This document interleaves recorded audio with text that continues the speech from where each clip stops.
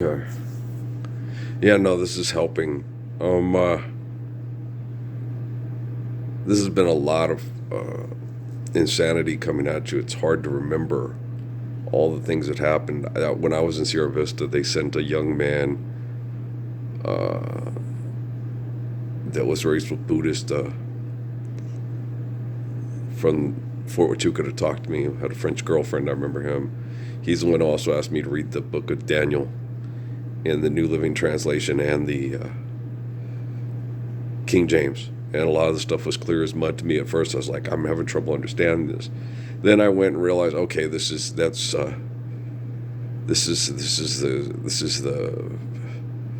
World War II. That's Hitler. I didn't know who Snyder was. Okay, they put Snyder, a show about Herschel Snyder, on the TV that Amy watched and told me about. I went, oh, son of a bitch, okay. And then the protocols of Zion and all that stuff. So they had to keep feeding me information. And then it was like, oh, they're fulfilling the stuff, feeding the thing. Feeding the pig, I guess. But there was a lot of stuff put in there, and then they were asking me, what do you get of this? What do you get of that?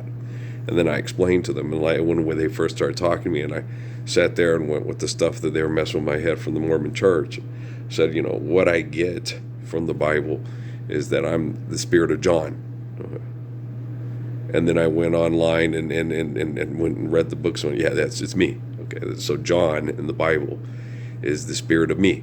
And then it says in the Bible and in the Quran that John is the spirit of Jesus.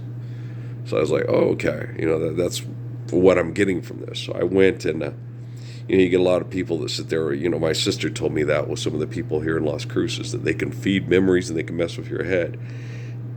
And I was always told by Jesus not to read the Bible, and I also saw how it affected people's lives when they would read the Bible. That they would literally just, the more they indulged in it instead of trying to live their everyday lives, the more mad it drove them. Televangelists, preachers, Sam Kinison, when you don't live life here. The way I see the Bible and the stories in it is you look at it when we read stories in the Book of Mormon when I was a kid, I knew most of them weren't true. That doesn't happen. That's not real. This is, and especially the ones in the Bible when they talk about Jonah and things like that. So that doesn't happen. You don't get swallowed by that's Pinocchio. That's not real. Okay. So when they talked about a lot of things, I was like, you guys do know that that's probably based off of a dream or something like that, or could have been manipulated. But there's a moral to the story, like Grimm's fairy tales and stuff like that. So when you have a moral to the story, you look more to the moral meaning of the story instead of taking it literal. And that's when I was a kid, and I was able to discern and ascertain that and explain that to myself, and then explain it to my parents and other people. So not like Sheldon Cooper, really, because Sheldon couldn't do that. If you look at Sheldon's character, he's just critical, aggressive, and abusive, and has to be able to prove everything because he's got this ego problem. And people like that are very difficult to deal with. They're almost they're very intolerable. And they're just not the type of people you want to keep as a friend. You can't keep them around. They always got to be right. If they're not right, they're oh gosh, the whole world is coming to an end because I'm not the biggest genius, and I'll destroy anybody who tries to make me look bad or destroy me. And they're wacko. And it's hard to be around people like that, and it's hard to deal with people like that. And I avoided them all through school, and I avoided ambitious people all through the military, and then I avoided any ambitious. I tried to get into coaching and stuff when I was in community college and stuff, and Alan Bennett, or what was his name again? I can't remember, the one who's the athletic director. When the one coach retired, I asked him, is there any way to just get in and do some volunteer work? He's, oh no, it involves a lot of this stuff. I said, I understand, but I've worked with the kids, and I had a better rapport with some of the kids that Coach Bennett, when I was taking his class, had with some of his kids.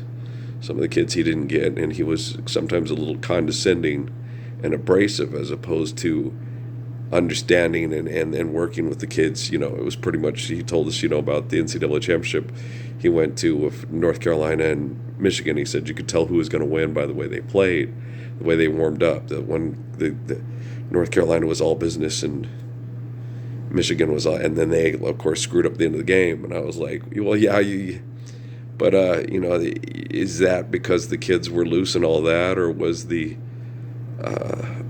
game put into a situation where the loose kids couldn't win it because calls were made to you never know. And that's irrelevant. It doesn't matter to me who wins a damn basketball game. I just wanted a career that I could enjoy helping kids be decent to one another, enjoy exercise and be healthy without being abusive to one another, because that's psychotic, insane, and unhealthy. And I know, by the time my time on earth is through, I'll be the best coach in the history of the world. And I'm the spirit of one of the best teachers in the history of the world. So I already know that. And I'm not being arrogant. I'm just being humble and intelligent. When you can explain to people how not to be the Antichrist, and that being like the Christ is obeying his commands, and if you refuse to stand up and obey his commands, you accept the Antichrist. And you can't have people, my family sitting there and tell me on Easter, we're not going to live the Lord's Prayer until he comes from the sky. It's like, did you ever think that that's, in the book of Revelation, it's a guy here that goes up to the satellites and comes back down to everybody's hands from the sky. Okay, it didn't make any sense even back in Billy Graham's time. I don't think we had satellites back then. I don't know when he first started, but since we put satellites in, once they started putting satellites up, then it's like, okay, space race, Sputnik, all that. Okay, now this can make sense. Okay, there could be a guy born in the Valley of Shadow of Death where they threaten to blow us all up with nuclear weapons, who's the line of King David, that could be sent through through satellite signals up to the clouds and down in the Jetsons and all that. That's what we have now, And so all the stuff that was in the book come to pass. When I read it, I went, okay, this is all very tangible. It seemed like a sci-fi novel, but it's not. It's just telling you what, as far as the Yorktown, or the big ship, the big spaceship thing that they have in the book of Revelation. I don't know. I can't tell you if that's necessary because they haven't obeyed anything else. It may just be part of their narrative. Who knows? We may, if we look at we balance and harmony in our planet, we look at the solar system and we get a lot more time left on planet Earth than we think, because of our proximity to black holes and other things going on in the galaxy and the universe, that we're in a good little pond. And as long as we maintain the beauty of our little pond and don't get aggressive and go off to other things and screw up stuff, like in Gene Roddenberry's and George Lucas's and Rian Johnson's imagination. And, because when you look at things like our comic book culture, the Guardians of the Galaxy and the Thor stuff and the Avengers stuff, none of that stuff is practical. It's not pragmatic. It's irrational. It's insane. It's aggressive. It's just, we destroy everything and we fix everything with our egos. And, this whole killing the God delusion is like, you can't. God is an omniscient, omnipotent essence of all existence. That cannot be destroyed. That cannot be killed. So just that kind of perception. It's either you believe it or you don't. But you can't kill something that intelligent, that humble and that intelligent, when you understand what was left of us of Blaise Pascal. I remember when we read it in college, and I was like, first when I read the chapter before the wager, I declared him an idiot because he was an Islamophobe and an anti-Semite. So I got really mad. And my teacher, Mr. Barnes, set me up. He goes, I set you up. I knew you'd get real upset. You didn't read the next chapter. I was like, no, he pissed me off. So in the next chapter, he sits there and says, this is folly and you can't do it. It's wrong. And then he goes into the wager. And then by the time Professor Barnes had explained the wager and explained the next chapter in the book, I was like, we're not worthy. We're not worthy. It's like, this guy's the coolest guy I've ever read. Other than when I was a kid, Mom had me raise Socrates and Jesus. This guy's, it's genius. It's humble. It's brilliant. I instantly fell in love with him. It's like, this guy's just great. Eternal wretchedness if you don't accept God, and you pass that on to all your descendants till the end of time. If you don't accept faith in God and live the the adoration and the beauty and the faithfulness of the Gospels. And so he says the Gospels, he simply adores them because it's a no-brainer. And I was like, and you can't negate other people's religion to validate yours. If people have faith in God and can adhere to faith and loving one another through faith in God, you can live with them. You can live next to Muslims. You can next to Jews. Christians, we can all live together, like Saladin did in the Holy Crusades, the unholy Crusades, back in his time. So we had the Saracen man do it, and then we had a French man do it. I thought it was way cool. So I think it's beautiful the way the spirit of the faithful ones, appears where needed and corrects those that become arrogant and obnoxious and disgusting and destructive.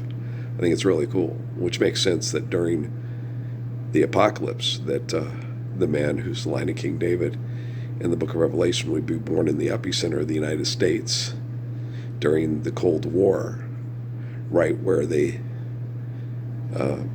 blew up, destroyed families with nuclear weapons and threatened to do it to everybody if they didn't get their way financially, which is not the Lord's Prayer, it's the Antichrist. And everybody, Iran trying to get nuclear weapons, that's anti-Islam. China having nuclear weapons, that's anti-Confucius. Japan doesn't have nuclear weapons, but is using technology to manipulate the masses with money, which is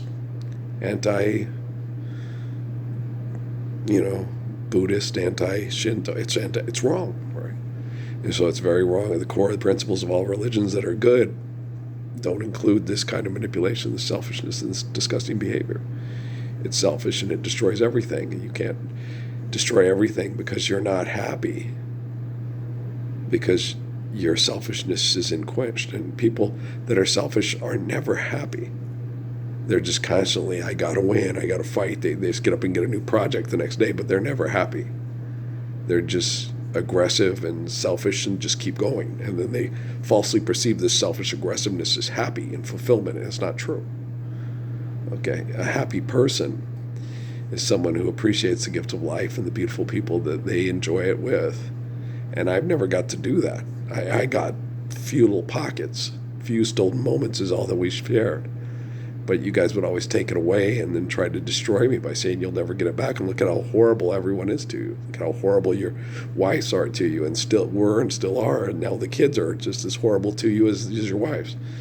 I was like, yeah, but life's eternal, grace is infinite. Forgive them 7 times upon infinity. What do you want me to do? Curse them all to hell and then die? That's insane.